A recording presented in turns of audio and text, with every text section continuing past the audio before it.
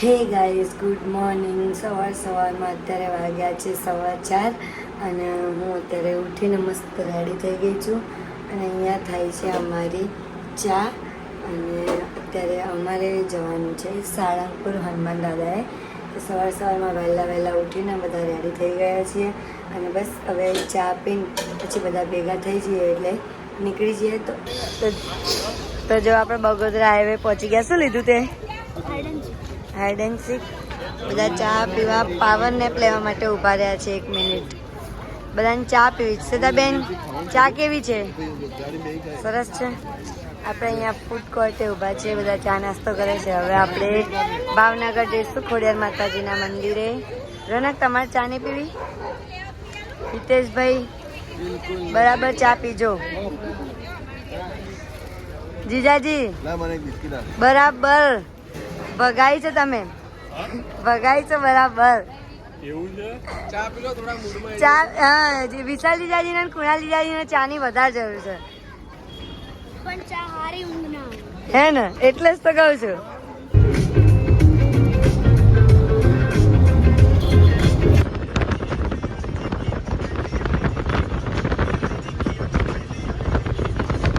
સોનલ મામી ભાઈ ના હમણાં તો કેટલી જોસ્તી બોલે. ઘોઘરા કાઢી કાઢી બોલે. પછી પિન્ટુ મામા શું કરે?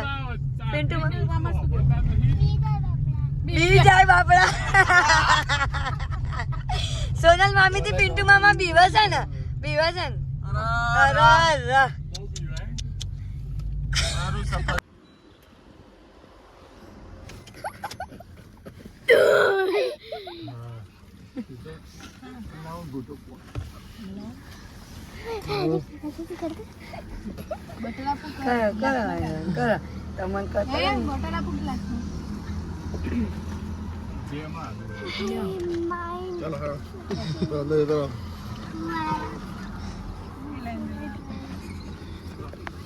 તારા કાકા કુંભકરણ છે, તું ગમે તે કરે નહીં ઉઠો.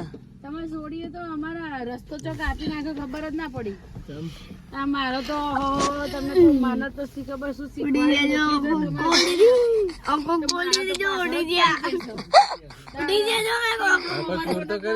ભાવનગર પહોંચી ગયા છીએ અને દિવાળીના કારણે એટલી બધી ભીડ છે.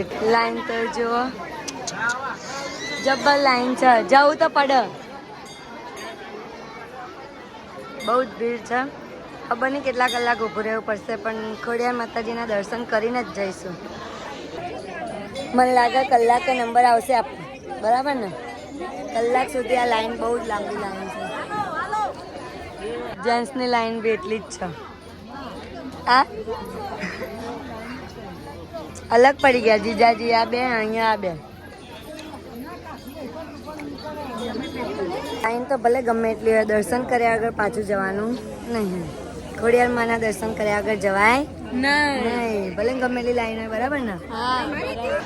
તો જો આપણો નંબર આવવાની તૈયારી જ છે.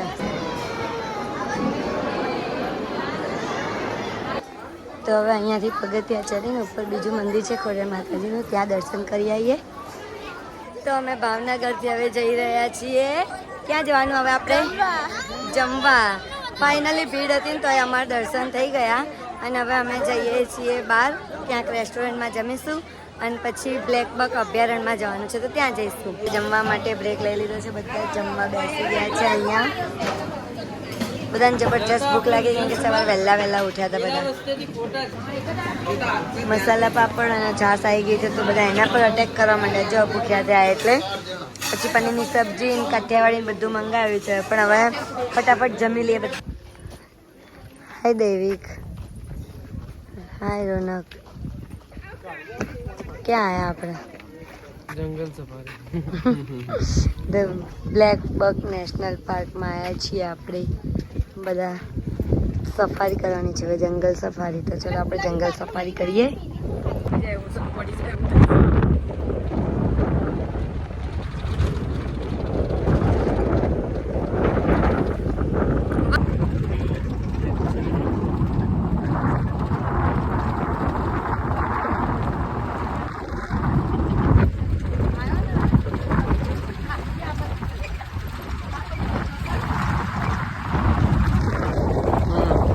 એ રહ્યા જો ખાસા બધા જો હરણ ના બ્લેક બગ દેખાય ના દેખાતું જો નજીક આવ્યું આવી રહ્યું જો આમ જો પેલા કેટલા બધા છે જો આ બહુ બધા છે જો યસ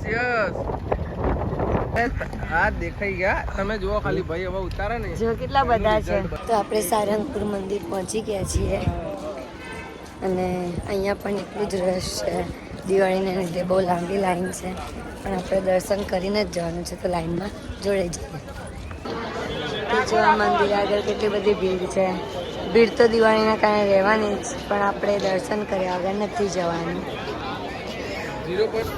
હવે આપણે અહીંયા ફોટોગ્રાફી કરાવવા માટે આવ્યા છીએ મસ્ત વિડીયો બનાવીશું હવે અહીંયા ને ફોટો પડાવીશું જો મસ્ત અહીંયા લાઇટિંગ ચાલુ થઈ ગઈ છે અને હનુમાન દાદાની મૂર્તિ પણ મસ્ત લાગી રહી છે તો અહીંયા અત્યારે આરતી સ્ટાર્ટ થઈ ગઈ છે